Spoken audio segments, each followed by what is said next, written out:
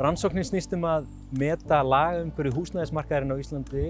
út frá sjónarmiðum rétt fólks til húsnæðis. Þessi réttur til húsnæðis nýtur verndar í ýmsum alþjóðasamningum sem Ísland hefur gert aðili að, en það hefur mjög lítið verið fjallað hann hér á landi, bæði í fræðilegri umfjöllun og afskaplega lítið í dómaframkvæmd og í framkvæmd annarra aðila sem fást við mannréttindi. Þess vegna finnst mér spennandi að sjá hvað gerist þegar við bregðum mannréttindasjónarhorni á húsnæðismarkaði.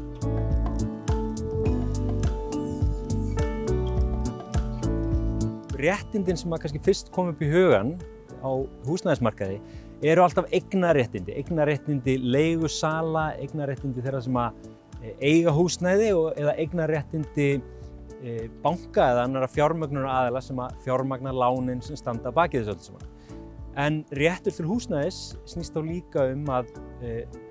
þeir sem búa í húsnæðinu eigi einhvers konar réttindi og rétt til að eiga þar heimili. Og þá eru farin að vegast á andstæð sjónarmið sem einhver, stundum dómstólar, stundum löggjafinn og stundum aðrir úrskurðaraðilar þurfa að finna jafnvægi á milli. Þetta getur verið bæði flókið, en þetta getur líka veitt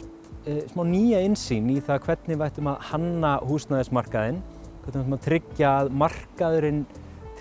sinni þessu grunnhlutverki sem ekki að búa til nýja fjárfestingarkosti, heldur þessu félagslega hlutverki að tryggja fólki heimili. Og þetta á við í rauninni á öllum þrepum markaðarins, bæði þeirra sem eiga húsnæði, þeirra sem að leigja og síðan kannski þeirra sem í allra verstri stöðu og eiga þá hætt að verða heimilislausir eða kannski eru orðnir heimilislausir. Og við heyrum að því reglulega fréttir að heimilislaust fólk hér á landi fái ekki einu sinni pláss í neyðarskýlum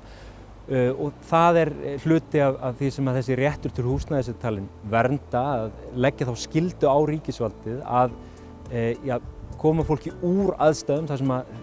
því búin hætta vegna heimilisleysis og einnig takmörk við því að vísa fólki úr húsnæði þegar það getur átt á hættu að búa við heimilisleysi. Þannig að það þessar neyðaraðstæður sem koma við sögu í rannsókninni, en líka svona aðeins hversdagslegri aðstæður þar sem spurt hver á að vera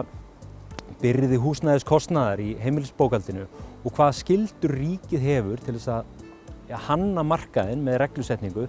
þannig að það sé komið í veg fyrir að fólk lendi þeirri aðstöðu að það fá ekki notið réttinda sinna.